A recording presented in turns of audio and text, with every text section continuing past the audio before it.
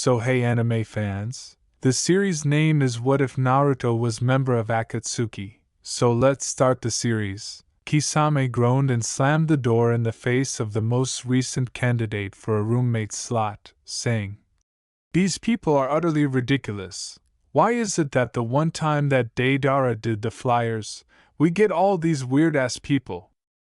At Kisame's complaint, Deidara sputtered angrily. "I object. That last one was perfectly alright, Three sets of eyes met the blonde's, and he raked his blonde hair out of his face. "Well, in an eyed puppy's kind of way, but okay fine, he was despicable, but they aren't all horrible." Sasori calmly removed the blonde's hair from his face and placed it in a topknot after noticing Deidara's disheveled appearance. Deidara gave Sasori a grateful look as the redhead proceeded to the kitchen. The dark-haired Uchiha said in a monotone while blinking solemnly, "If someone more suitable does not come in the next 5 people, I will take down the flyers and pay the extra share." Itachi whispered over his coffee. "Which would mean that I claim parking spot number 13 forever, the right side of the fridge, and I choose dinner 3 nights for the week. And I also don't have trash duty or wake up Sasori duty, and I get to redecorate this place whenever I want," he said. Deidara's gaze expanded. He threw his fists in the air and glared angrily as he cried, You bitch, A strand of hair fell out of his topknot, and Sasori silently moved behind the blonde and quickly adjusted it. Itachi blinked at Deidara before calmly entering the kitchen to get more coffee. The Uchiha was totally dependent on coffee and drank at least 4 cups each morning. If he had fewer than 4, he became somewhat of a monster. Deidara kept yelling, "Don't you ignore me, as he charged at an uncaring Itachi. He was going to use a placemat he had stolen from the table to slap Itachi in the skull when the front door knocked. Deidara stopped in his tracks, blue eyes wide. Kisame arched his brow and strode to the door. A high-pitched male voice sounded before the door had fully opened. "Hi! I'm Toby! Toby is a very good bow dash." Kisame forcefully closed the door. Itachi said plainly, "1 down, 4 to go," as he reached for the newspaper. Kisame's eye twitched. He had been making a concerted effort to behave himself today, but thinking about the prized parking space, the right side of the refrigerator, it was undoubtedly the best part of the appliance, and his tuna would have so much room, and the dominance of the dinner menu 3 times a week. There was so much seafood to be had. Tuna, salmon, catfish, basa, and then shellfish, octopus, were steaks he was unwilling to cede to the Uchiha. They would all be eating food with unpronounceable names and suspicious-sounding ingredients 3 times a week. The 4 of them, Deidara, Kisame, Sasori, and Itachi, had been living together for 6 years straight, and none of them had any plans to leave.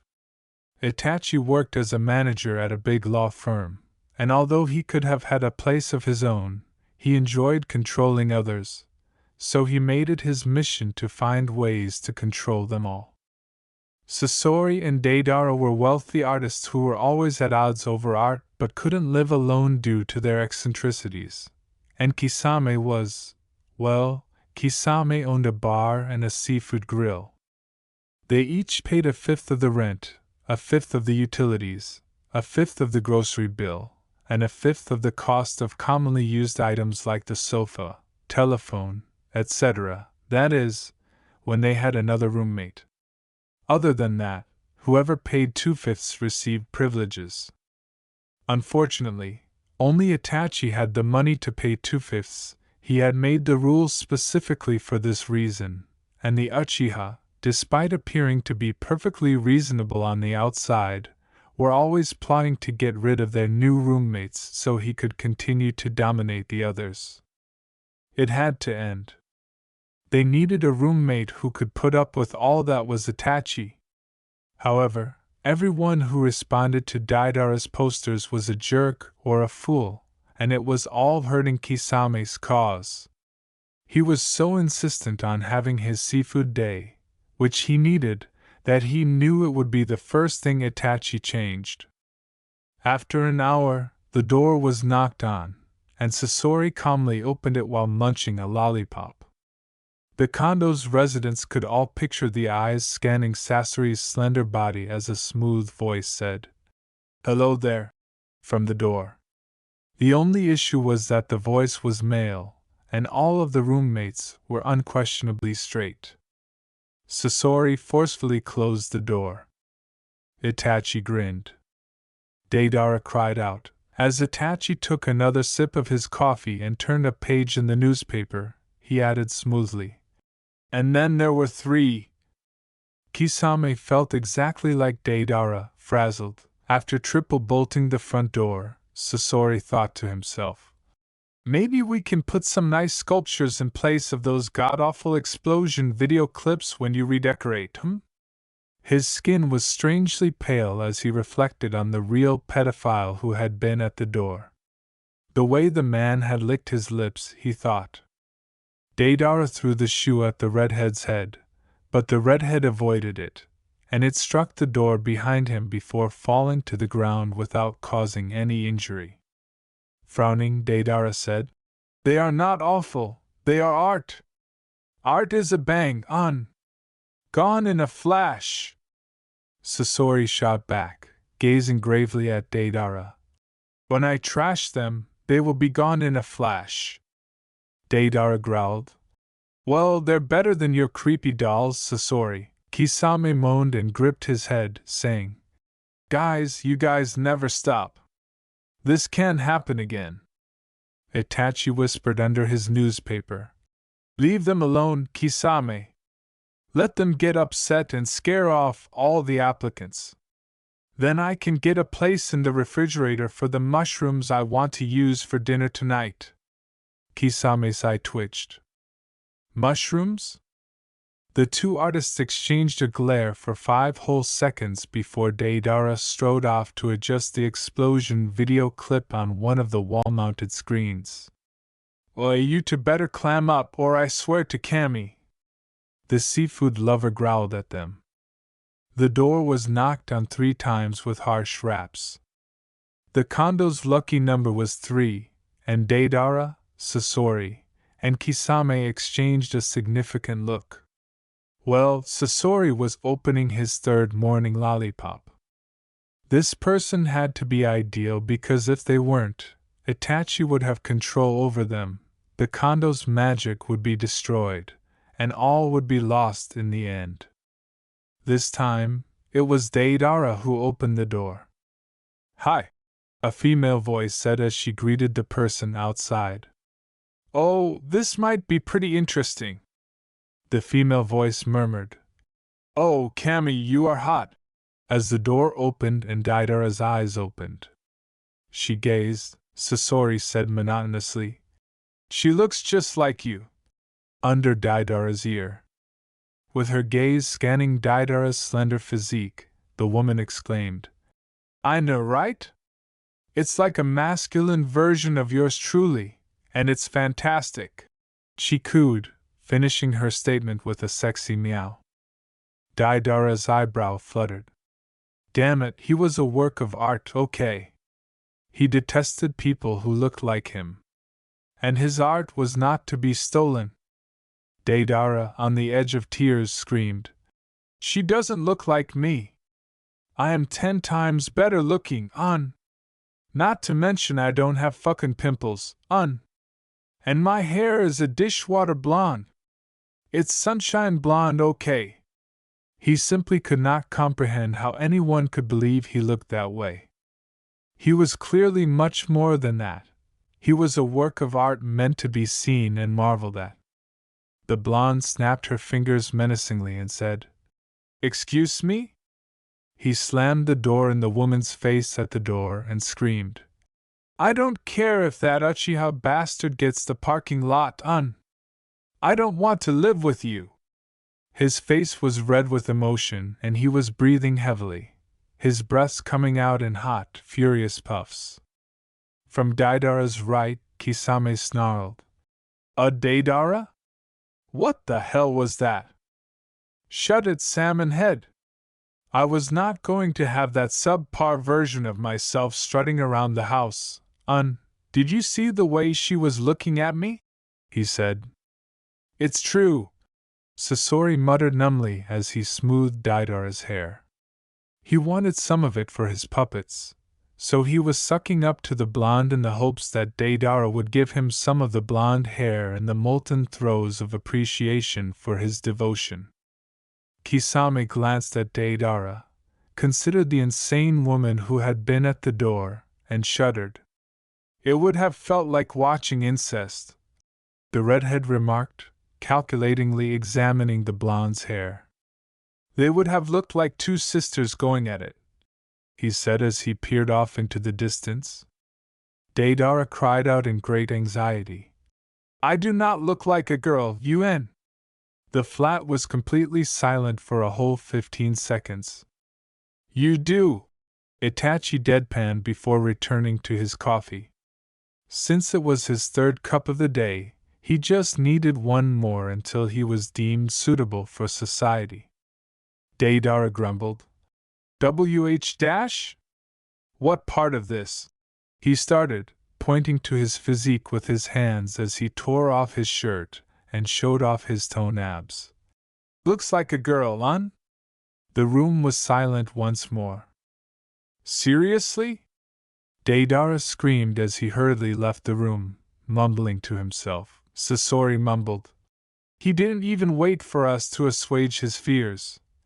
Despite the fact that it was clear he would never have offered Deidara any consolation, not even for a fair share of the blonde's hair. Sasori didn't desire a single lock of Deidara's hair. No, he desired everything. However, as soon as there was another tap on the door, Deidara came out again and glared at Itachi, who was at the time using his computer to view the funds in his bank account. Itachi's face was expressionless as he answered. Yes, Deidara, go and open the door again. It seems I definitely have enough money to pay the lion's share. While Deidara snarled under his breath. The blonde sulked and folded his arms across his chest, saying, Sasori, there is no way I'm answering the door on. Kisame snarled, strode to the door, and yanked it open, saying, Damn, shut the fuck up, I'll do it. A woman with green eyes and pink hair entered, and before anyone could even stop admiring her appearance, she started, Oh! My! Kami! Uchiha Itachi-sama!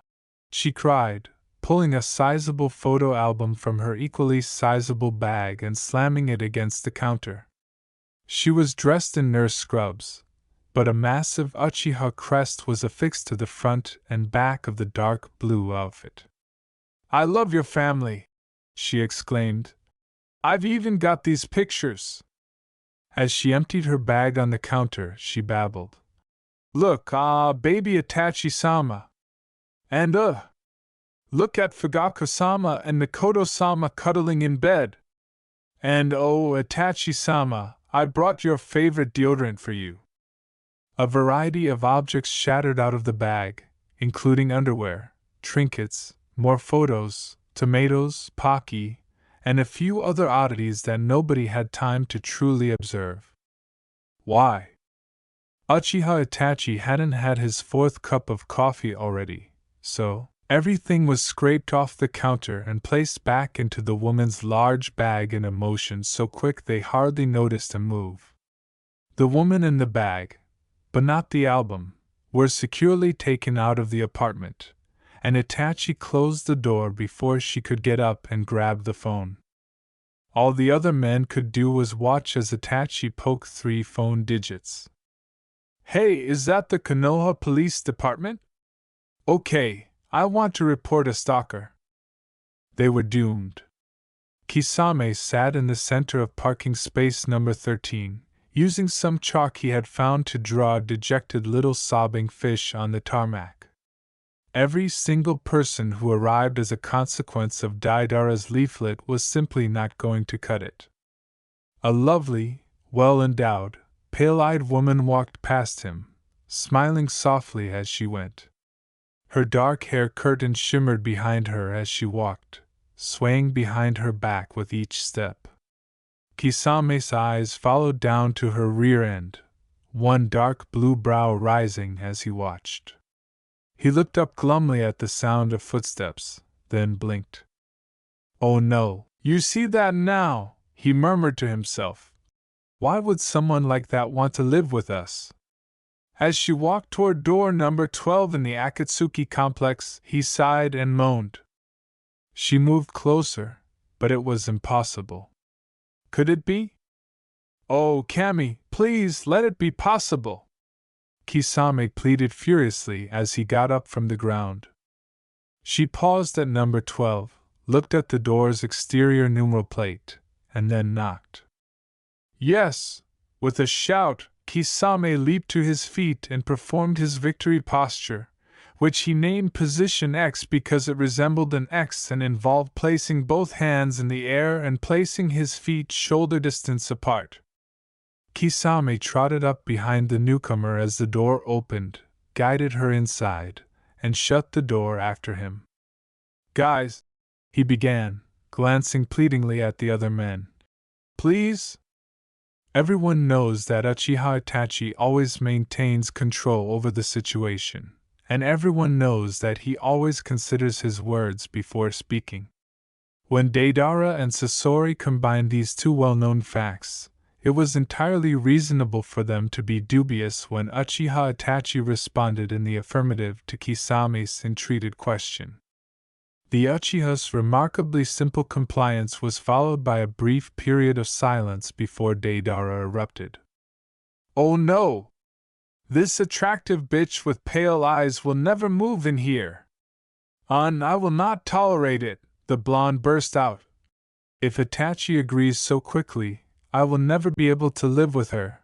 The sneer that twisted Itachi's lips for a split second was not missed by Deidara, Kisame, or Sasori. The girl said. "Am I already turned down?" Her plump, clear-glossed lips parted slightly as her big gray eyes opened. "Rinse and repeat." "Well, not rejected per se," the blonde muttered, his cheeks flushed. Deidara moaned blankly, his blue eyes flitting from Itachi to the newcomer and back again. Sasori strolled over to Deidara and started to play with his hair, rubbing the strands through his fingers. This woman might be a muse, but imagine her with Deidara's hair. He should make a puppet like that and see. The woman's eyes widened with hope as she looked around at the men in front of her. "Are you comfortable sharing a home with 4 men?" Before she could respond, however, Sasori observed something and said, "Itachi, how is it that your hair is not as soft as Deidara's?" Sasori stroked his fingers through the silky blonde strands. The redhead pondered, dimly aware of the Itachi's eyebrow twitching, which indicated that the Uchiha was irritated. "You might need to change your conditioner." When Itachi returned, Kisame was still standing behind the woman, his wide eyes still searching fervently from one roommate to the next. Itachi had gone out to fetch himself another cup of coffee. Sasori then moved past Deidara's hair and approached the girl. "Anyway, tell me your name," he asked, looking at her hair with intense attention and blinking green eyes. "Hyuga Hinata," she answered. Sasori muttered, "I never heard of you," before leaving for the kitchen. Deidara glanced at Hinata before folding his arms and frowning intently. Kisame, the self-described, most normal, of his roommates, took matters into his own hands after realizing how strange they must appear. He lifted the woman into his muscular arms and said, Hinata-chan, they are not as weird as they look. Well, they are a bit, okay, mostly they are even weirder than they seem. But they are harmless, almost, he said, giving her a reassuring shark-like grin as he carried her away from Deidara and Itachi, who had returned to sipping his coffee and observing the situation with a peculiar sense of pride. "Oh, okay," Hinata mumbled, attempting to avoid the Hashigaki but failing miserably because she was in his arms. "Exactly, it's all okay. I'm Hashigaki Kisame dash, the lover of seafood," instantly alert, Hinata said. "I've read all of your cookbooks. Why, you are incredible." "Am I?" The dark-haired woman was placed in front of the apartment's massive aquarium, which held Kisame's pet shark Samahata. "Well, anyway, the long dark-haired one back there is Uchiha Itachi, and the redhead is Akasuna Sasori, and the blonde is Deidara. I think he was drunk when he changed his name, because he forgot to give himself a surname. He's an artist, so I guess that explains it," Kisame added. Hinata was still unaware of the big shark that was prowling around in the aquarium, or rather, the fish tank. "And this is Samahata," Kisame added in a proud voice. "I found him while surfing in the land of waves, and I don't know, something about the way he was biting my arm. What can I say? We fell in love." "He bit you?" Hinata inquired. Kisame said, "Well, yes," and she removed his shirt to reveal the shark bite scars. The teeth marks on his biceps formed a C shape, curving nearly in the center of his chest before cutting over his abdomen and ending at the top of his forearm. "Do you want to pet him, then?" Hearing conversation emanating from the living room, where the aquarium was kept, Itachi stalked over to see what he could learn to keep his hold on the other people living in his home, whom he considered his minions. He believed that he could get his minions to do anything he wanted them to do if he gave them the proper incentive. He crouched behind the sofa and surreptitiously peered around the armrest's corner.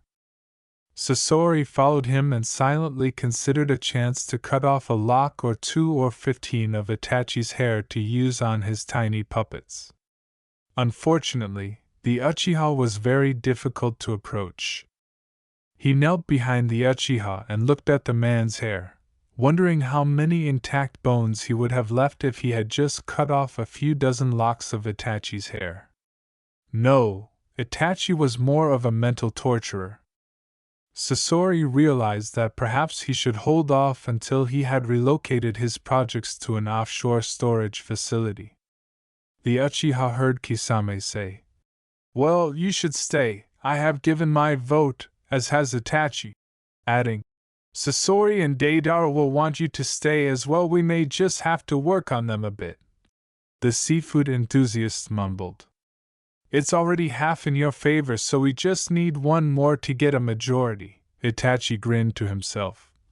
"Time to control my minions." He only needed to find a scenario where either Deidara or Sasori would find it advantageous to have the attractive woman move into their apartment. Itachi, who never lies to himself, was already attracted to the woman in front of him, but he wasn't really sure why. He needed more time to figure out why she was attracted to him, neutralize the threat, since he saw attraction to women as a weakness, and Itachi had no weaknesses, except for Dango, but no one knew that, and then figure out a way to make her detest the apartment so much that she would leave, just like all the other residents he'd scared off. Given Sasori's recent interest in hair, Itachi was aware of the problem, and he was already experiencing split ends. "HN," the Uchiha muttered. "I might need a haircut if someone moves in here during the day." He spoke in a low enough voice to sound like he was speaking to himself, but he was aware that the puppet master could hear him. Well, Deidara decided to arrive at that time, shirtless. He yelled, "Hinata!" and rushed into the living room. Samahata, who detested Deidara, swooped down and slammed his nose into the aquarium glass with enough force to send tremors through the room. Deidara, who had been living in the house with the shark for years, only let out a loud cry of pure terror before he backed away with his hands in the air. "Hinata!" He tried once more, but this time he spoke much more quietly. "Do you think I seem like a female?" Hinata blinked, feeling as though everything was passing by so quickly. She responded, "Well, not at all, Daidara-san," as she continued to focus on the blonde's toned abs. "On what she said!" Deidara shouted, frowning at Kisame before turning to face Itachi and Sasori, who were still hiding behind the couch.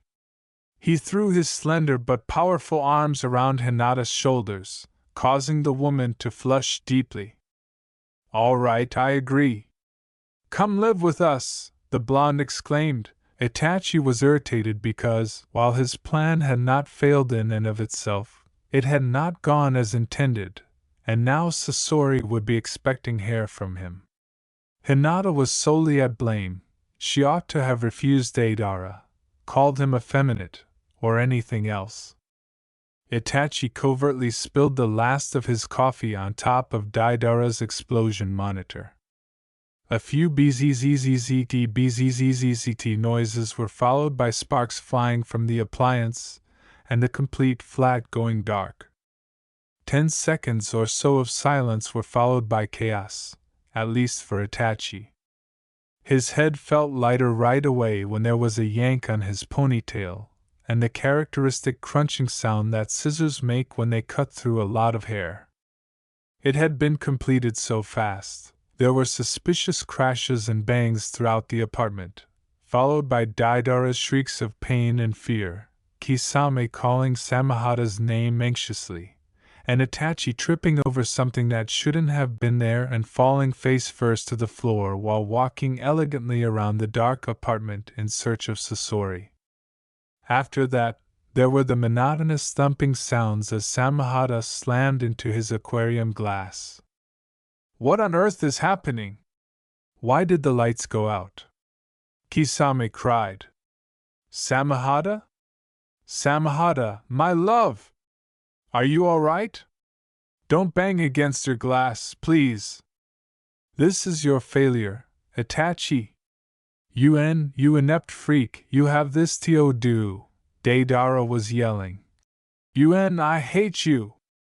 Upon my best monitor, you spilled coffee!" Itachi tried to stand up, but he was unable to do so because of something heavy and constricting around his legs. In addition, pots and pans were clattering around in the kitchen, generating the characteristic ringing sounds as they fell on the floor, and someone was pacing the room. A glass shattered. At the very moment the lights returned, Itachi turned over on his back and began to eat some carpet fuzz. He noticed that the flat was in complete disarray. Deidara stood on the table with a full salt shaker in one hand, a glass cup in the other, and a big pot on his head. His hair was tangled and wild, and his eyes were darting wildly. With a lollipop in his teeth and a dull gaze fixed on the fistful of shiny black hair in his hand, Sasori continued to grip the edge of the sofa blanket, the other end of which was securely wrapped around Itachi's legs. Kisame was plastered against Samahata's glass, his eyes squeezed shut and his arms outstretched as though attempting to hold the glass together. Itachi assumed that this was some kind of hug.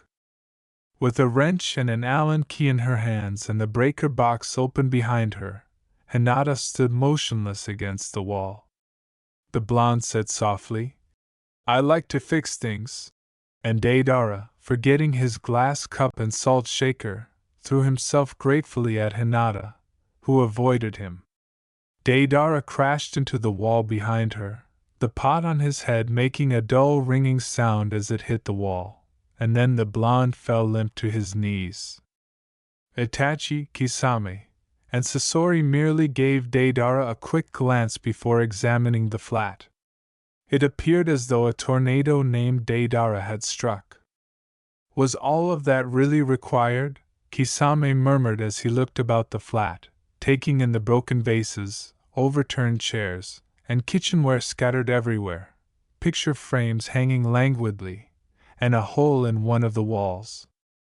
I thought I needed to protect myself against Samahata, and that shark bastard hates me, Deidara said feebly from the ground. Samahata-kun is in a cage, right? As she looked around the flat, Hinata whispered and blinked in surprise. Just shut up and move in, Deidara moaned, taking the pot off his head. No one here knows how to fix anything, so you'll make repairs once less for that bastard Uchiha to pay for, he said. You will move in tomorrow, Itachi stated, addressing Hinata directly for the first time. You no longer have any choice in the matter. With a weary sigh, Kisame pushed open the door to apartment number 12 in the Akatsuki complex, dropped his keys on the kitchen counter, and went to the refrigerator. After a long and difficult day that included signing his new seafood cookbook and going fishing with his friend Suigetsu, all he wanted now was a cold beer and a copy of Salmon Run magazine to relax with. Kisame exhaled deeply when he noticed someone in the dining area, which was next to the kitchen. Deidara was seated in the dining room's corner, his arms wrapped over his legs and knees pulled up to his chest, his black gilt hoodie shrouding his slender frame like a protective shroud. The hood was pulled down as far as it would cover his eyes. Oh no, now what had he done? What did you do? Deidara said as if trying to get information out of a mischievous child, Kisame inquired, which in this instance he was essentially doing. Sasori approached with a lollipop in his mouth and pajama trousers dangling low on his hips. Without saying anything, he simply glanced at his blonde roommate before scratching his naked breast. Deidara muttered under his breath, his guilty eyes fixed on anything but Kisame. As the front door opened, Hinata walked in with her hair slightly blown in the wind, which was still ideal for her because it was never untidy, put her keys on the counter like Kisame had, and approached with her brows drawn together in bewilderment. What's happening? She inquired, her whispery voice making Kisame smile. However, the smile vanished when he returned his focus to Deidara, who was still pouting in the corner with obvious waves of guilt radiating from him. When Deidara feels guilty, he puts on his guilt hoodie and sits in that spot. We call it the naughty corner, Sasori said tersely before thrusting the lollipop back into his mouth. Hinata nodded silently in agreement and joined Kisame and Sasori in their gaze. It's a compulsion he can't refuse, Kisame said. When he does something bad, he may stew in the guilt for a little while, but then he cannot help but put on that black hoodie and go sulk in that spot kinda like those little kids that shit their pants and then go hide in the corner. Explained Kisame, Sasori said, as though discussing something as commonplace as the weather. He also thinks of the hoodie like an ostrich might think of sand. He thinks that only Itachi can actually see him if he stays there like that. He hadn't yet worked out how to control her, but he would, and then she would also be a minion. Itachi glided up to observe what was going on between Hinata and his minions, but he stopped short. "HN? What's going on?" he said, and the others simply appeared to get it. Hinata whispered to the Uchiha. Apparently, Deidara is in the naughty corner, oblivious to the way his gaze lingered on her. What did you do, Deidara? Deidara looked up, his eyes wide and upset, and he gave himself a closer hug as Itachi inquired, blinking slowly at him. Samahata was to blame, or was the beer? Pulling the sweater over his eyes, Deidara sobbed. Kisame mumbled, Deidara, we can see you even if you do that, before absorbing the blonde pyromaniac's words. What? As everyone stood there, staring at Deidara, Kisame joined the others in startled silence. Then Kisame recalled that Deidara had mentioned Samahata, saying that if he had done anything to harm his beloved son, shark, Kisame would have killed him. Deidara, he growled menacingly as he moved toward her. Deidara glared up at him, pushed off the hoodie, and frowned on him. I might have pissed in Samahata's tank, but only because stupid Uchiha bastard was taking too long in the bathroom. I keep telling him to leave the door open when he's in there, and so I had a beer, and then Samahata teen was looking at me weird, so I pissed in the tank. Deidara said with a jumble of words. Kisame became motionless, her eyes wide with surprise. Before Kisame's mind could comprehend what Deidara had spoken, Itachi slid around to him, lifted the stone-rendered man under his arms, and stood him outside before locking the door in the statue man's face. Kisame remained motionless. Sasori walked past Hinata, took a lock of Deidara's hair, and nodded, making a sound of agreement in the back of his throat. Everyone braced themselves for the inevitable blonde joke. Deidara-san, I don't think that was so smart, Hinata muttered. Instead, Sasori said, You forgot to moisturize this morning, and left. The Uchiha went to the refrigerator, opened it, and looked inside after Itachi growled, HN, which everyone interpreted as saying, You idiot, always moisturize. Outside the door, Kisame remained as rigid as stone, his eyes wide. Stop making fun of me! I should give shark bastard a stick of dynamite. Deidara screamed. He keeps running at me with his fishy fin legs whenever I enter the living room, and it's terrifying me. After giving Hinata a wise nod, Sasori took his lollipop out of his mouth. I believe I am an affectionate person in general.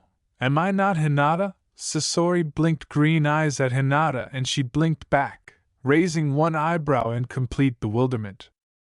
Ito, what? She whispered. Outside, Kisame's round eyes expanded as the little cogs and gears of his fishy brain started to turn. Itachi shut the refrigerator door and faced the others. Sasori replied, I'm affectionate because I always take the newspaper off the front porch, as he licked his lollipop thoughtfully. Hinata responded, Oh, I think you mean helpful, placing her index finger to her chin in assent. Itachi said, We need to go to the supermarket. Sensing that his deed might not have been so horrible, Deidara started to leave the naughty corner, hesitantly moving toward the others and giving them a hopeful look. At last, Kisame realized what Deidara had done. You effeminate bottle blonde terrorist, don't even move from that naughty corner. Deidara stopped, scurrying back into the naughty corner as Kisame yelled from outside and started beating on the door as he fought to get inside. What dash? A bottle blonde is not me. All of my golden blonde is natural. Consequently, you retract that. Kisame was not having any of it, but Deidara screamed. How dare you enter Samahata's chamber with your foul urine? You sad ugly freak. As soon as I go in there and capture you, I'll fillet your sagging ass. Kisame made a threat. Why are you acting so pathetically? Sasori nonchalantly stepped over to the door and opened it, avoiding getting steamrolled by a fish man on a rampage as Deidara wailed, her eyes misting suspiciously and tears welling up. As Kisame charged at Deidara, he yelled but was too ashamed to leave the naughty corner, his guilt keeping him firmly in place. Sasori had attempted again to be affectionate, saying, I'm affectionate because I let Kisame in. But Hinata was still not on board. No, I think you mean sadistic, she said, shattering the puppet master's hopes. What was he supposed to do to show affection then?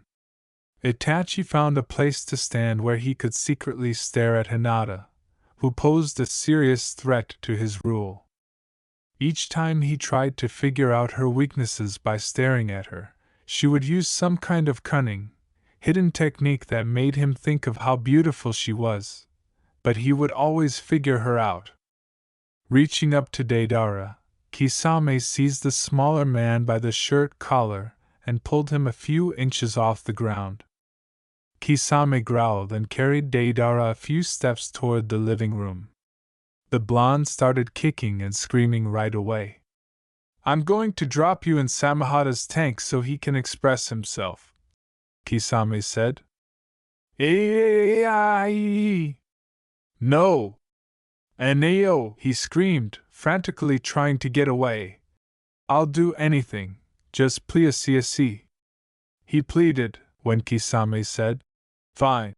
He narrowed his eyes at Deidara and said, "Cut off 5 inches of your hair for Sasori." Sasori instantly brightened at the sound of the words hair and Sasori. Was he supposed to be getting some hair? Unfortunately, Kisame wasn't finished. "Or stay in the naughty corner until I say you can move." "What?" "No! Today is Thursday, the day Konoha's next top model is released, and this is the part where they reveal who is in the top 3, said Deidara. "The show will be missed," Deidara sobbed, instantly agitated, after Kisame remarked. "You can watch it." Deidara's eyes brightened, and Kisame grinned and went on. "When I tell you that you can get up," Sasori recognized a chance to grow out her hair. Sasori calmly studied Deidara's hair and stated, "Samahata would want us to give you spoilers to ruin it for you when you did get to watch it. When had it returned to his mouth?" Interesting. Damn it, Itachi was thinking more and more about Hinata's beauty. She had once again employed the diversion tactic. "What?" With horrified eyes, Deidara said. "That shark bastard is out to get me." "I'm not sure which to pick." Itachi focused on Deidara because he was too preoccupied by Hinata's beauty to see her frailty. "Which is more crucial? The Konoha's next top model top 3 revealed episode or your hair?" the Uchiha inquired indifferently. He refused to let up on the hair, and Deidara's eyes widened in disgust. "I think Samahata would want me to turn off the internet tonight so that you have to watch it tomorrow after everyone else is in the know," Sasori continued. "Agghhh," he let forth a cry of emotional anguish. "Should we flip a coin or what will it be?" Kisame jerked Deidara viciously and asked. "Coin!" "No, hold on. I'll take a seat." "No. Hold on. Now. I'll give my high." "A coin." Why had Deidara ever urinated in Samahata's tank? He stuttered, unsure of what to do, and all of his options were awful. Kisame let go of Deidara and took a penny out of his pocket. "Heads, you give your hair. Tails, you sit and miss the Konoha's next top model episode," Kisame abruptly yelled while tossing the coin. "Aneo! Hold on! I'm not prepared." "Give it some thought," Deidara shrieked, her hands thrashing and her eyes wide. "Too late," Kisame said with a sardonic chuckle. "Sasori, it was heads?" Sasori gave one brief, infrequent, eerie grin before snatching a pair of scissors from somewhere. Where had he obtained them? With ninja-like accuracy and speed, he chopped 5 inches off Deidara's silky golden hair. With his fistful of blonde hair, Sasori murmured blandly, "My puppets are smiling," and vanished. "Anenenoo!" Deidara cried out. "Anenenoo!"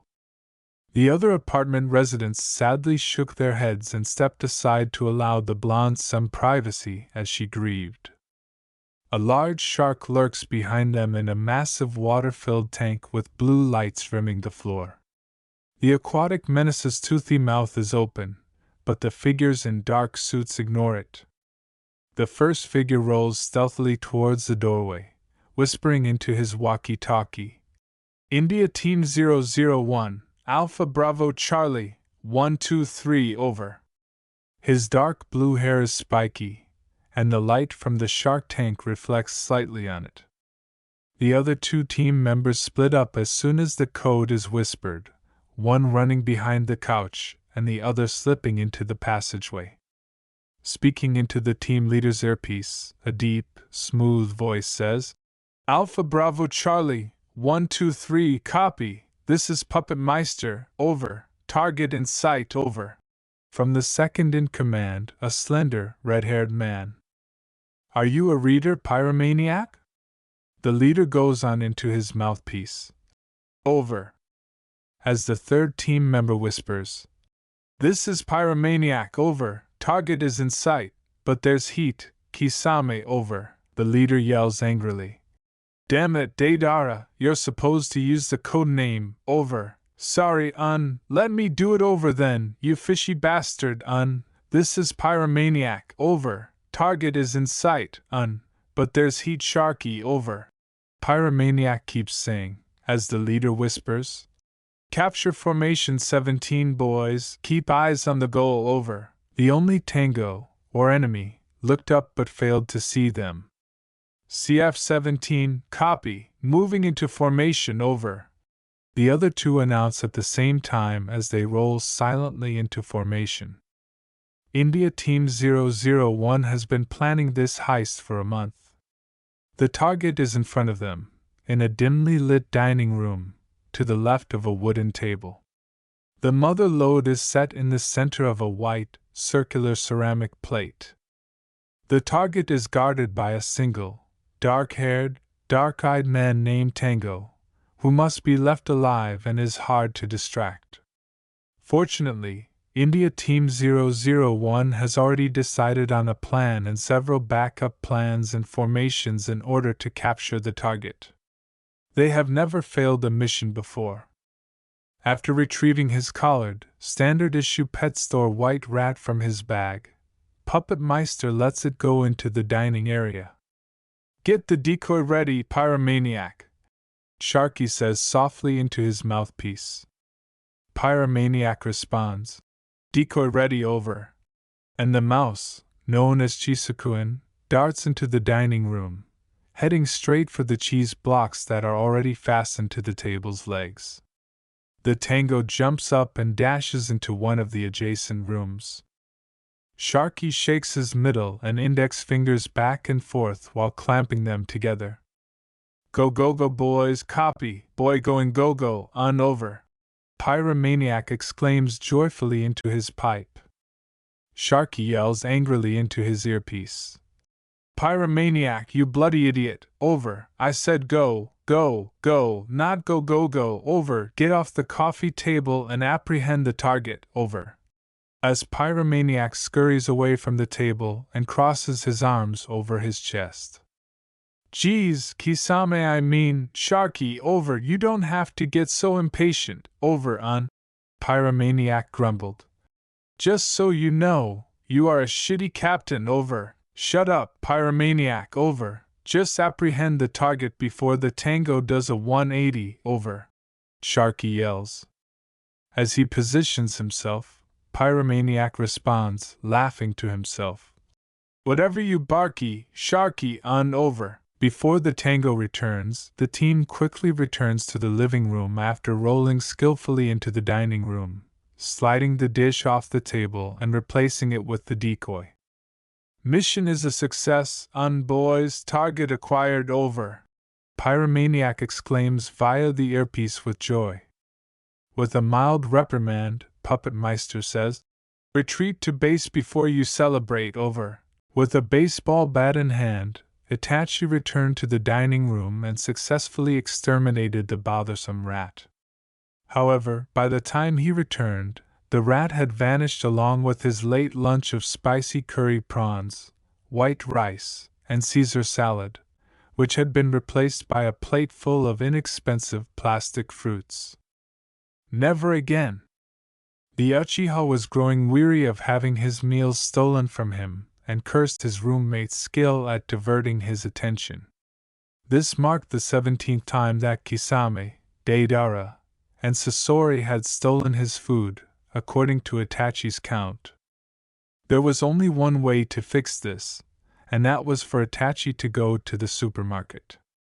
20 minutes later, Itachi was strolling down the aisle containing the laxatives, trying his best to ignore the curious looks of the shoppers.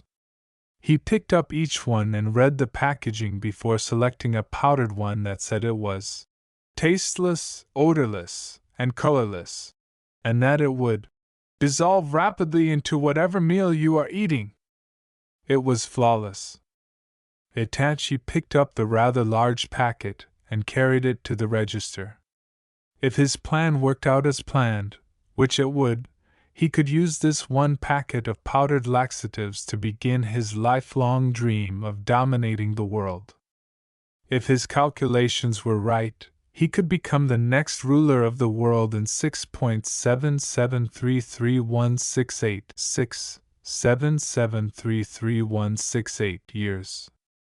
With the big packet of powdered laxatives in hand, and evilly grinning, egotistical Uchiha strode approached the cashier, who backed away cautiously. Itachi sat in the same spot 3 days later, eating an equally delicious meal. He gave Samahata, who was observing him from the living room, a devilish grin before spilling half of the powdered laxative packet onto his plate and leveling it out with his knife. He watched with uncontrollable pleasure as the tiny white crystals dissolved into the food plate. All he had to do now was wait. After hearing the familiar shuffling coming from the living room, Itachi did not ignore it as he usually would. Instead, he rose from his chair and walked slowly to the refrigerator, where he peered for his bottle of wine. When he turned around, his plate of steak and scalloped potatoes had vanished, to be replaced by an enraged plate of plastic fruits. This time, however, Itachi grinned contentedly as he awaited the outcome of his scheme. Desperate to get out and save his father, ahem master, Samahata frantically smacked his nose repeatedly on his glass prison in the living room. This steak is the greatest I've ever had, from the roof of the Akatsuki building, Deidara said. I adore stealing from that bastard Uchiha, Sasori skillfully avoided the occasional, and not so occasional, flying bits of shredded potatoes next to Kisame, who nodded his head and ate without saying anything. At times he could tell that Kisame was eating by the cloud, or rather, maelstrom, of partially chewed food that surrounded the man's head. Reaching forward, he helped himself to the dish of food. After a few minutes, the three guys stopped eating and displayed identical signs of pain. Kisame opened his mouth and said, Gosh, those something fair weird to you? The seafood aficionado said, which is taken as, guys, does something seem funny to you? 3 lengthy, quite noticeable stomach rumbles occurred immediately after. A pause occurred, for a moment, 2 seconds, for 3 seconds, then, with their legs strangely clamping together at the thighs and their ass muscles clenched as tightly as they could, the 3 men ran as fast as their legs would carry them, not caring that food would spill onto the concrete rooftop.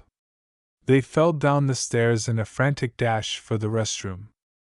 On me first, Deidara screamed as he clawed his way to the front, but Kisame grabbed the back of his shirt and threw him back, jerking him back. Unflappable, Sasori slipped a leg between Kisame's feet, knocking the bigger man to the ground. However, Deidara was still standing, and the blonde wrapped the redhead's ankles with surprisingly powerful fingers. Deidara clambered over Sasori's back to get ahead as he stumbled and fell face first. But as soon as the restroom door appeared, Kisame threw himself on the blonde's back and stepped viciously on him. Mine! The big man yelled authoritatively, and Samahata, to their left, rammed his nose into his tank's glass and bared his teeth at Deidara. The blonde looked directly at the big shark as it struck the tank's glass. For a moment, again, 2 seconds, again, for 3 seconds, again, and a malevolent sparkle appeared in Daidora's eyes. "Shark bastard, you're coming for me!" the blonde shouted fiercely, choosing Samahata's considerably more accessible and nearby water jail over the dash to the restroom. "You evil demon spawn, you're going to eat my runny crap tonight!" With a chuckle, Deidara took off toward the tank. Let out a scream. The sound of Kisame skidding to a stop as he was about to change course to save his beloved son, pet, was audible. Unprepared for the big man's abrupt halt, Sasori crashed into Kisame's back, sending the two men flying into one of Itachi's numerous Ming vases. The Uchiha was using the vases as a coping mechanism to make his accommodations appear more opulent than they actually were. As the vase broke, there was a loud crash. With a sadistic sneer on his lips and a malicious glimmer in his eye, Deidara was sprinting slowly in the direction of Samahata's tank. Ignorant of the porcelain splinters on the floor, Kisame scurried to his feet, stepping on Sasori's neck in the process, and sending the redhead's face crashing into the splinters. After Deidara, who was still sprinting in slow motion, caught Kisame by the hair and threw him away from Samahata's tank, Kisame charged at his usual pace. With porcelain splinters protruding from his face, Sasori stumbled to his feet and staggered into the bathroom, closing the door with feebleness. When Itachi arrived on the scene with the laxative packet in his hands, Kisame and Deidara were still battling. They instantly stopped moving, immobilized in shock at what had happened to them.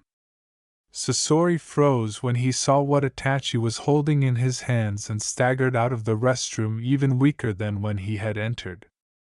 The stoic Uchiha declared, "You have been had, I believe this is where they say gotcha," with waves of self-satisfaction radiating from him. "You're a jerk," as Samahata assaulted the glass of his tank, a torrent of bubbles, which can be translated as, "You filthy scum," erupted from his mouth at the same moment that all three men shouted. When they got close to Itachi, he smiled evilly. The Uchiha awaited their approach to him. For a moment, the other men continued to dart around the room, their jaws growling and their eyes furious. 2 seconds, keyed up to all the excitement, Samahata was swimming in zigzag motions and cheering for his father with a nasty sharky grin. For 3 seconds, Hinata entered the apartment as the door opened, and Itachi blew them all a very wet-sounding raspberry at that very moment. He went all the way, his cheeks puffing, his eyes delighted in his accomplishments, and his tongue between his lips. The sound was terrible, and anyone who has ever heard someone blow a raspberry and experienced the same thing, though not simultaneously, will understand why. One may also wonder why the Uchiha would do something so uncivilized, but it was all part of his grand scheme. You see, it is a well-known fact that when someone has a full bladder or is experiencing the runs, anything that simulates the sound of bodily waste passing through the body is like mental torture, which shows up as a strong physical urge to relieve oneself. The Uchiha would not expect inferior minds like those of 99.97% of the globe to ever comprehend how this tied to the dominance of the world. The other part of the plan was to have Hinata observe them while they went through their misery. However, his scheme was operating smoothly up until this point. Kisame, Sasori, and Deidara all froze in place at the horrifying sound that came from his mouth, feeling intense discomfort radiate from their stomachs to their ass. Then there was another rush for the toilet, and Deidara succeeded in pulling ahead, his hair streaming behind him as he ran to the nearest restroom, one hand clamped to his ass. When Sasori saw that Deidara had claimed a bathroom, he hurried over to the next one that was open, moving so stealthily that Kisame did not even notice him leave. The seafood enthusiast attempted to beat Deidara to the bathroom, but the door slammed shut in front of him. All of this occurred in the blink of an eye. Hinata was obviously taken aback by the actions of her new housemates. Her gray eyes widened in disbelief, and she abruptly stopped in the doorway. "What's happening?" she said, and the room became empty save for Itachi. When she finished speaking, Itachi gently turned to face her and gave her a sad blink. As the Uchiha stated, "They are all sick, it must be something they ate. It looks as if they will miss the Karabi concert tonight." Hinata's worried gaze dimmed before brightening again. "Tonight is Karabi's concert?" she questioned in her usual whispery tone, and Itachi simply nodded slightly in response. However, his eyes sharpened, which anyone who was skillful enough to see could tell indicated that he understood the impact Hinata's wish to attend the performance had on his scheme to dominate the world. Although they were busy emptying their bowels, the other roommates could hear snippets of the conversation outside and could hear furious cries coming from the direction of the restrooms. Coincidentally, they were all Karabi fans. Is it a coincidence? Not at all. "You bastard, Itachi!" As Kisame attempted to claw his way to the toilet, Deidara yelled, his voice muted by the wooden bathroom door but still piercing the wood and the thumps Kisame was making on the object. Itachi groaned, "HN," and turned to Hinata. He said, "This was a prime opportunity to take her out and have her to myself." Which obviously meant that he would have a chance to observe her, learn about her beauty technique, and figure her out. "Are you leaving?" Up until this point, Hinata had been very kind and considerate, soft-spoken, and meek, but if her seeming disregard for the other roommates was any indication, it seemed that she had a weakness for Karabi. Itachi narrowed her eyes as Hinata asked, ignoring the others in favor of getting a ticket and a ride to the concert. Great, he would be going now even if he hadn't been going previously. "Yes, I will be attending," he said, disregarding Samahata, who had started swimming in circles in frustration inside his tank. Hinata remarked, "I had no idea you liked rap music, Itachi," her eyes displaying a greater respect for the Uchiha in light of this new information. Great, oddly enough, or not so oddly, Samahata had developed a strong affection for Hinata. Itachi thought it was odd that Hinata had developed feelings for Samahata, even if she wasn't as close as Kisame. Itachi wasn't fond of it. She allowed Sasori to play with her hair, and he had not yet attempted to cut it off. She was fairly close to Kisame and Samahata, but she was just normal with him. What annoyed her was that he was the only person with whom she did not have an attachment. Itachi was not pleased with it at all. However, her eyes were more appreciative of him at that very moment. He needed to seize the opportunity. Itachi picked up his car keys from a nearby table and said, "Yes, I do.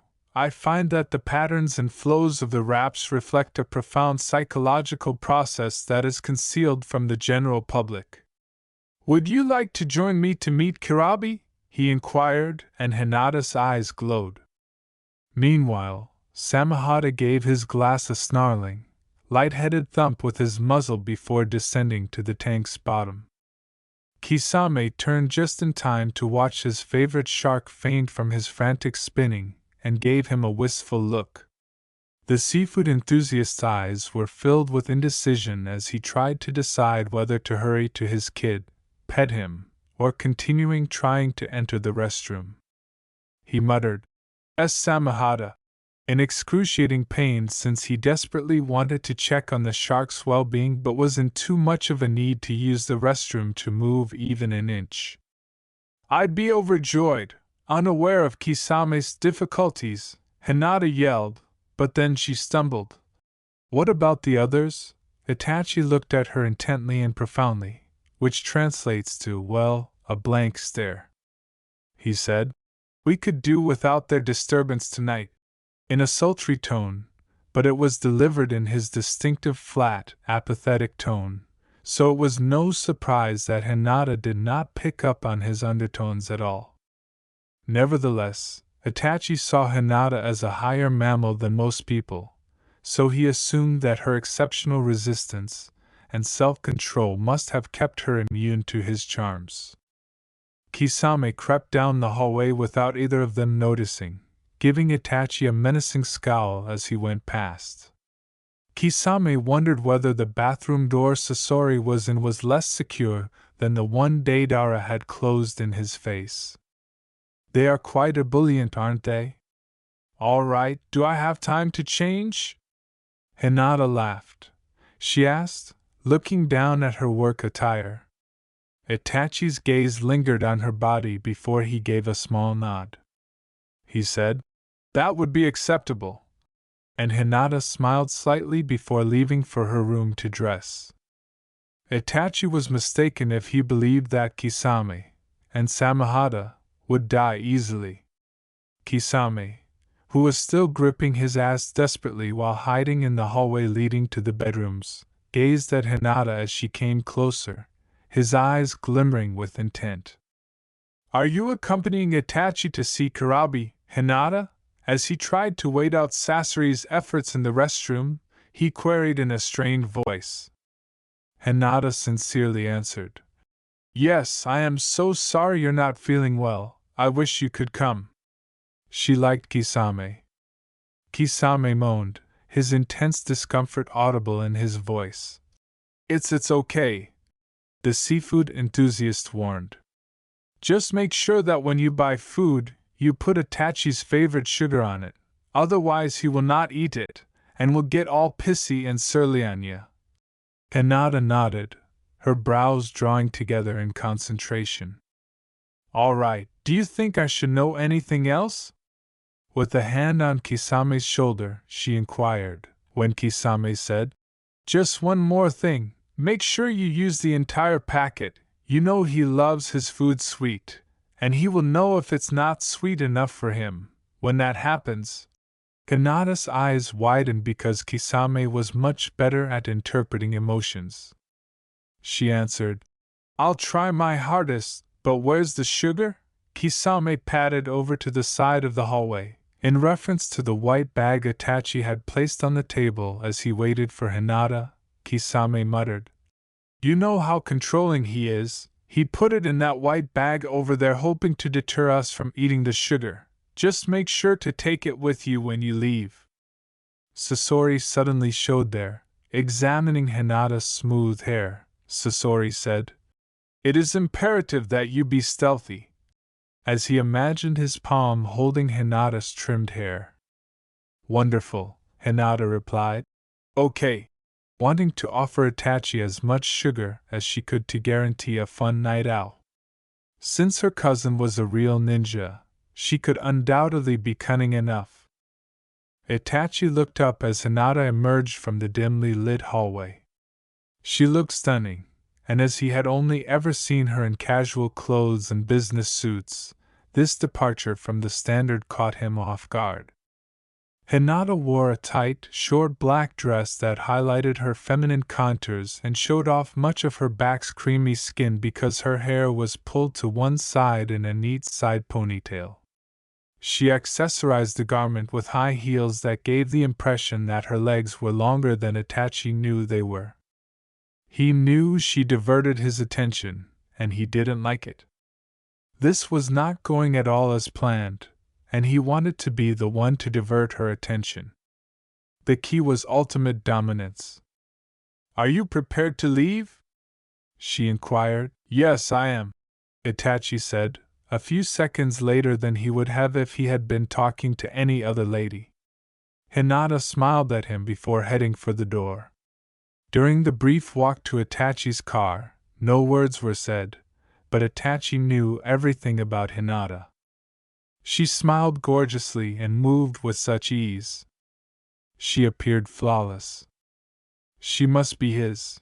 Having her by his side was essential to his strategy. However, she was unaffected by his charms. He needs to make the most of his time at the concert and win her over. He needs to go past her barriers and win her over. 30 minutes later, Kurabi was in his element, his rapping flow unmatched, and Itachi and Hinata were in the front VIP section of the crowd, directly below the stage. Itachi approached Hinata and surreptitiously eyed her as she waved her hands and danced. The car ride had been as quiet as the walk, but Itachi had not minded because it was much easier to plan in silence. He only needed to win her over. Once he had control of the Uchiha Empire, he could buy out the record label that handled Kurabi, and then he could subtly manipulate Kurabi's lyrics to control all of his listeners and, eventually, the entire world. However, Hinata was oblivious to him. In fact, she was staring at the singer on stage, so Itachi had to figure out how to get her to look at him instead of the stage so he could win her over. But despite his best efforts, he was unable to think of anything. Why? As a result, he would always glance at her whenever he thought about her. She would then use her distraction technique on him, without even looking at him. How in Kami's name did she know he was looking at her even when he was being subtle, and he would lose all focus? Itachi exploited her apparent disregard for him by reaching for his phone. He needed ideas because the song would soon end and he would be left in a bind.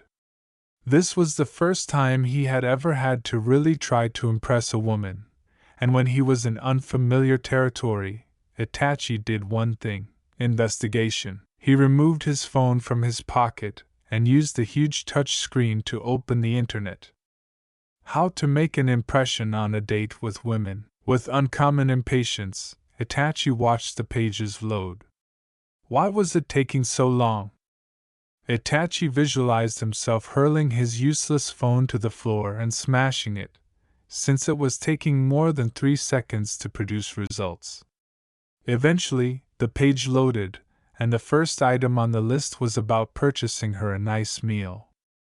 That he was capable of, he whispered to himself.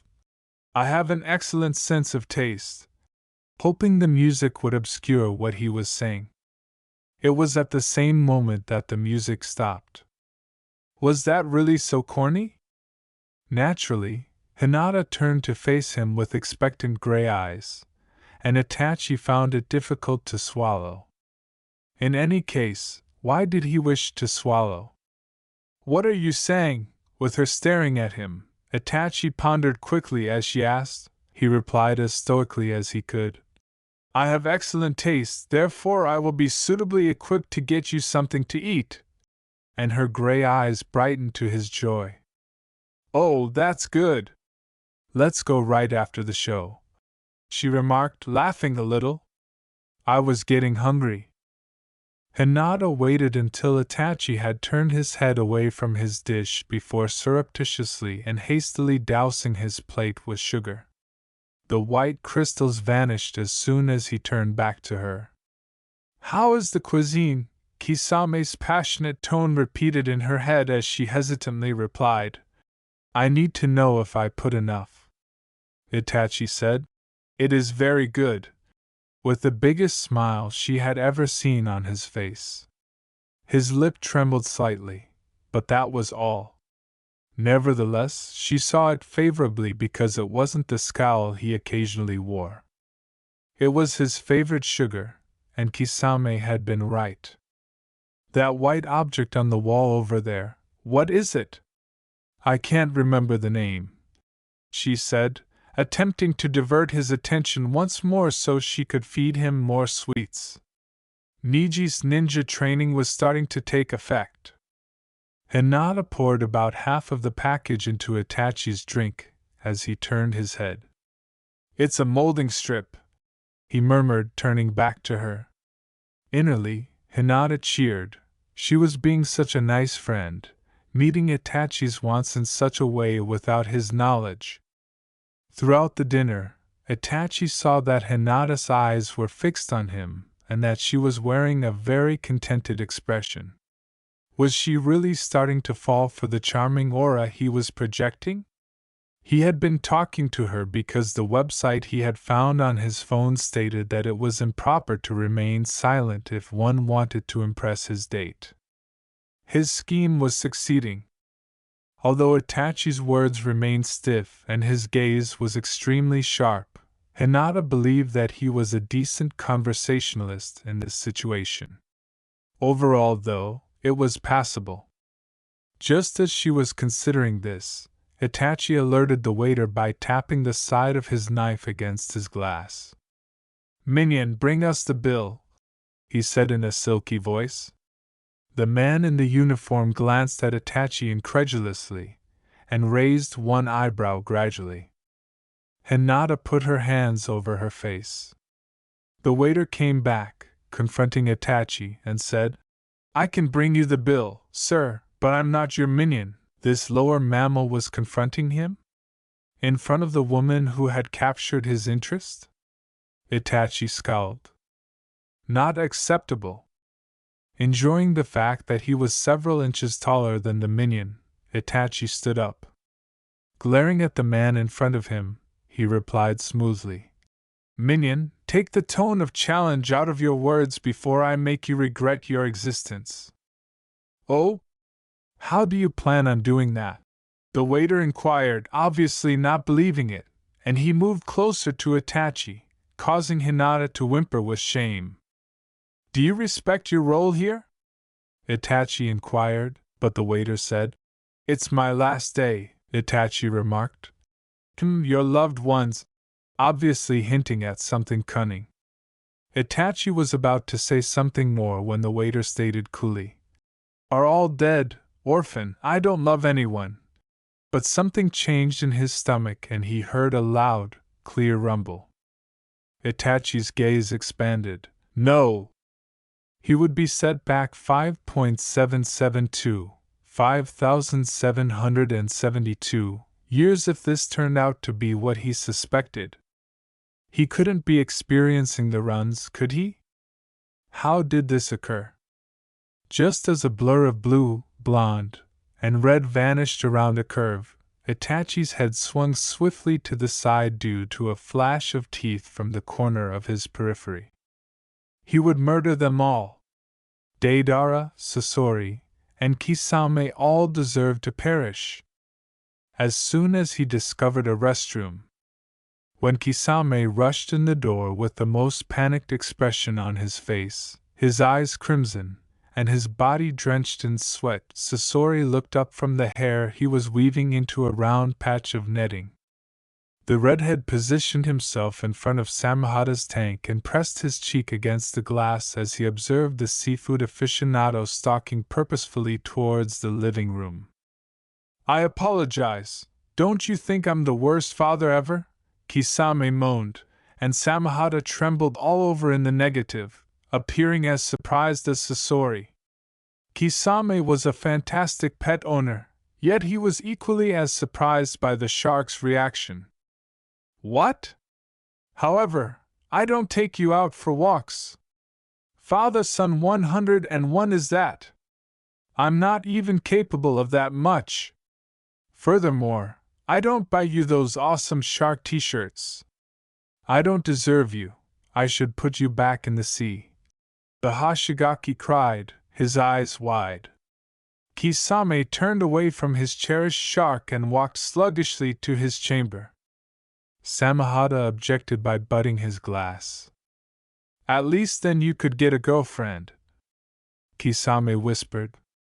"Samahata-kun, you know I can't abide by anyone who doesn't love you too." Kisame turned to face the shark and interpreted a disgruntled voice that emerged from the tank as, "What about you? You don't have a girlfriend." Sasori assumed that if he could, Samahata would be crying as he swam in a circle while more bubbles poured from his mouth. Kisame remarked, clearly in response to something he had interpreted, "Samahata, Mikiko was only nice to our faces. I heard her calling you names when she thought I was not there. Sasori nearly moaned. Samahata had truly liked Mikiko, but he, for one, had believed she was worthless because her hair was too short. As Kisame went down the hall and locked himself in his room, Sasori watched, feeling a little powerless. The redhead sighed. If Samahata was gone, Deidara would be far too happy, and it would ruin the whole vibe of the roommates' friendship. Sasori put his hair patch on the coffee table and went to Samahata's tank. The puppeteer gave the distressed shark a long, blank stare before patting the glass and turning away to go look for Hinata. The brunette was lying on her stomach, her eyes fixed on a magazine that featured buff, bronze men in uniform. Well, most of the uniforms were either open, off, or hanging on for dear life. But that only served to draw her attention more, Sasori said as he opened Hinata's bedroom door and stood in the doorway. An irritated Sasori. Furthermore, Sasori entered the room without her consent and got onto the bed next to her, leaning close to her face because she was so preoccupied with her magazine that she didn't even notice his presence. Other than the turning of a glossy page, Hinata did not respond. Leaning in closer, Sasori, and nearer, when Hinata felt warm air on the side of her face, her gaze strayed from the pages and to her right. Her pale gray eyes briefly locked with his wide brown ones before she startled and screamed. Sasori didn't understand the embarrassment because all the men were appropriately dressed, so he just stared at her and waited for her to calm down so he could explain his plan. He couldn't help but notice how gorgeously glossy and flawless her hair was. Hinata sputtered, nearly falling off the bed and backpedaling about 4 feet away from him. Sasori, Hinata said, sounding as though she had just finished running. Why are you in my room? Sasori's eyes dipped to the movement before slowly rising to meet hers as she screamed and clutched the magazine to her chest. His forthright statement. We need to save Samahata, and to do that, we are going to need a tank with wheels, made Hinata laugh. What? Sasori, what are you talking about? She said, swallowing and blinking before taking a deep breath. In an effort to combat the growing panic that came from contemplating the apartment without Samahata, Sasori blinked back at her. He stated, Kisame wants to put Samahata back in the sea. Therefore we must save him. Hinata's eyebrows jumped upward, and she put her palm to her throat. What? Why would Kisame want to do that? She exclaimed. Sasori remarked. It's pet day. As though that clarified everything. It did, but only if one had known Kisame for a year or more. Hinata had only known him for 3 months, but even then, the idea of Kisame discarding Samahata into the ocean seemed ridiculous, and Hinata truly liked Samahata. How is Kisame's decision to cast Samikun into the water related to that? The thought of the flat without Samahata, or as she had come to refer to him, Samikun, made Hinata's eyes sting. With his fingers curled in Hinata's sheets, Sasori remarked. He went to the park. He can't take Samahata for a run in the park, so he thinks he is horrible, and doesn't deserve Samahata anymore. With a gulp, Hinata, she scurried out of bed and whispered, We have to tell the others. But Sasori quickly caught her by the hair and yanked her back against his chest. Sasori found it a little difficult to breathe as the air became stilted and quiet for a moment.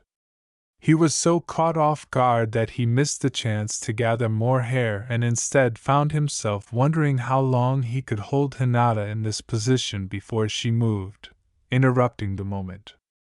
Sasori whispered gently, grudgingly letting go of Hinata's hair.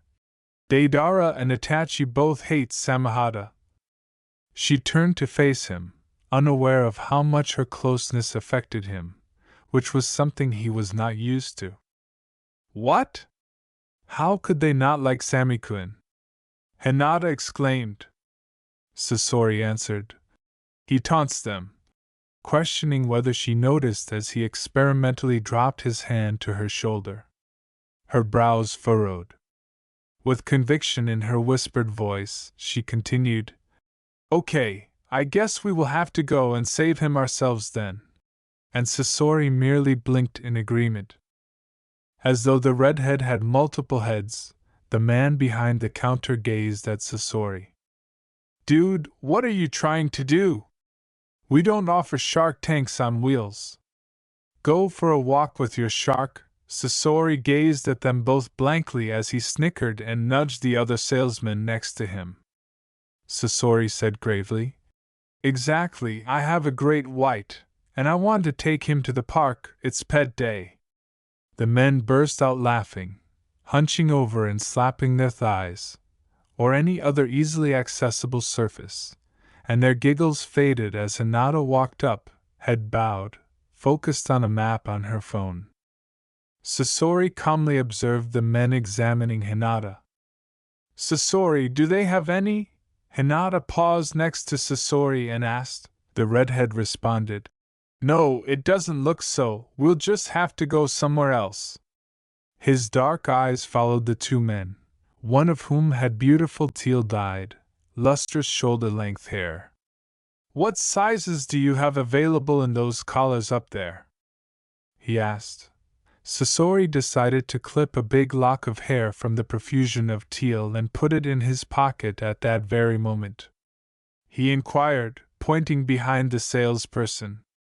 The teal-haired man turned around to see, and his buddy did the same out of curiosity. Sasori had long since left by the time the men turned around again. Sasori and Hinata returned to the apartment 3 hours later. They had visited every pet shop in Konoha, but none of them had any wheeled shark tanks. With a dejected groan, Hinata collapsed on the couch.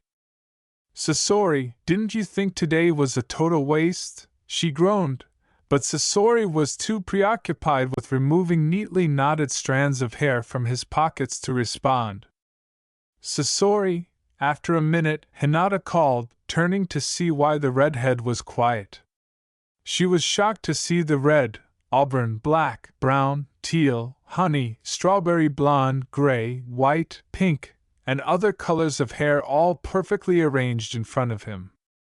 The puppeteer was grinning to himself, caressing each individual lock before carefully rearranging them.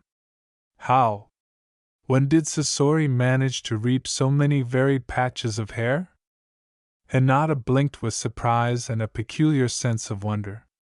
Sasori, why are you so fascinated by hair? When Hinata asked, Sasori stopped his tender caresses and turned to face her.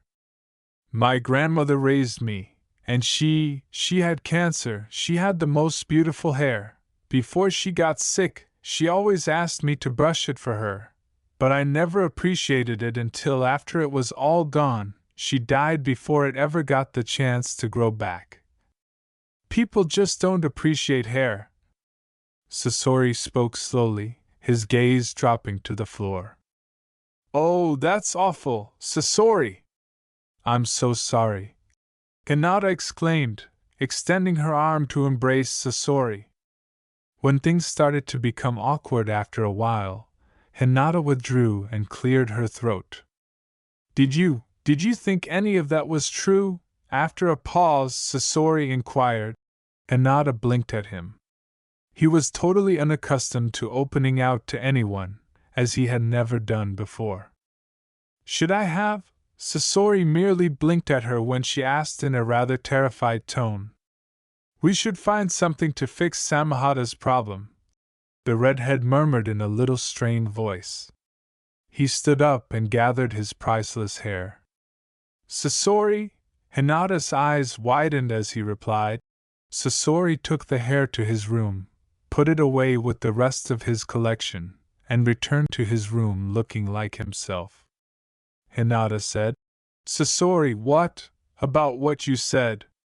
Sasori merely offered her a phantom smile before calling her closer and escorting her outside.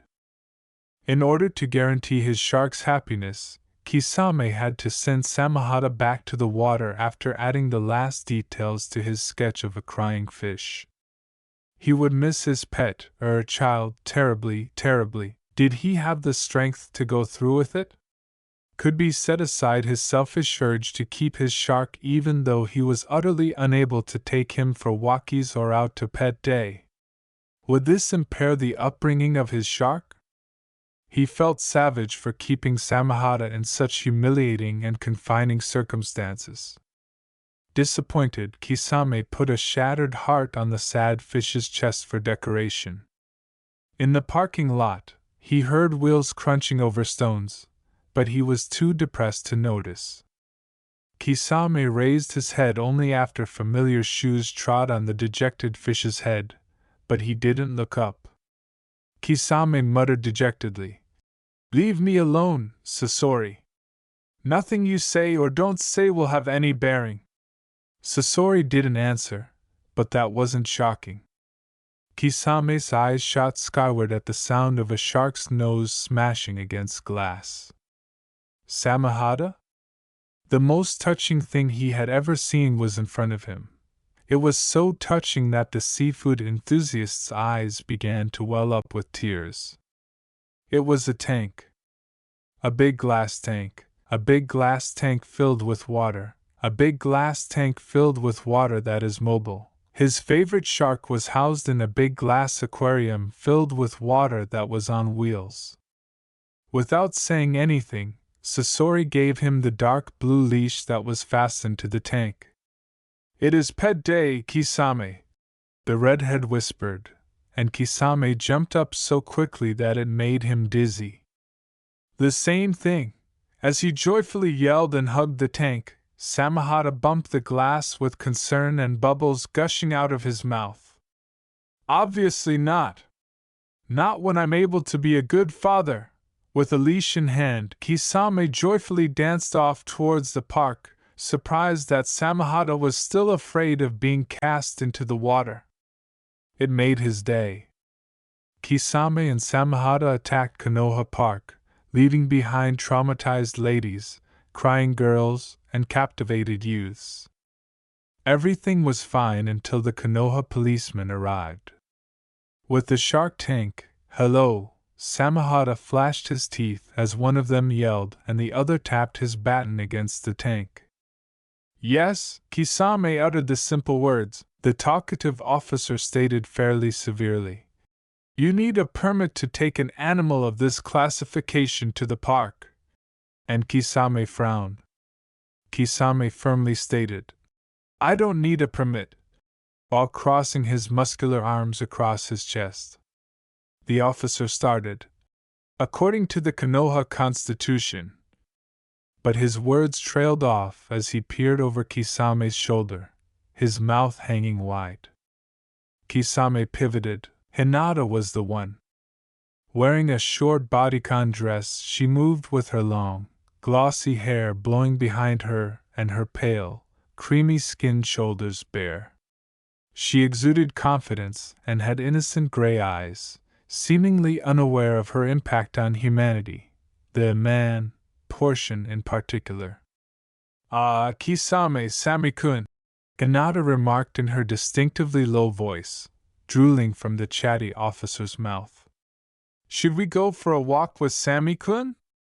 she inquired. Kisame was only able to nod. The chatty cop was limited to staring. Unbeknownst to Hinata, she grabbed Samahata's leash and started pulling the bulky tank. Kisame stepped in to assist her. The officer observed both of them depart, Hinata mostly. Kisame was able to take in the sight of people hurrying past with their pets as they started the second loop of the park. He could see people cuddling their dogs and cats and displaying their birds and snakes.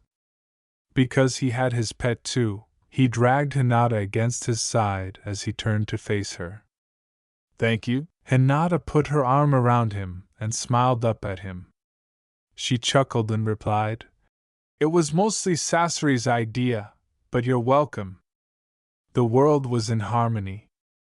However, Itachi would not have objected to have the shark's tail end returned to its proper location in the ocean. It was agony to have the memory of Samahata's departure taken away from him. However, what infuriated him more was the picture of Hinata's arm around Kisame's waist. Her arm had never been around him in that way before, and he desired it. He was developing feelings for his roommate. The sight of her embracing someone else was unbearable to him.